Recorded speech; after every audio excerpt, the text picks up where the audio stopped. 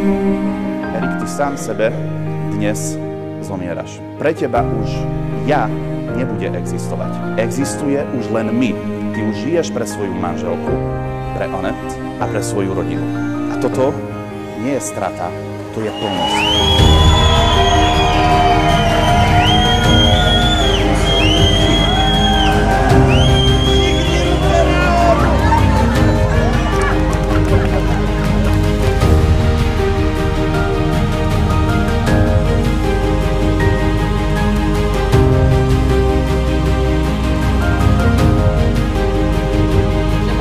Nie je len úžasná nevesta a žena, je najlepšia krstná mama, trpezlivá psychologička, domáca právnička, hlavne keď ide oči naše hádky.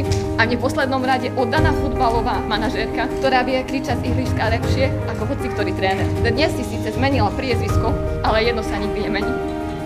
Naše sestriecké puto, aj keď už nezdielame rovnaké mená, naše srdcia sú prepojené navždy, lebo sestry nie sú len na detstvo, ale na celý život.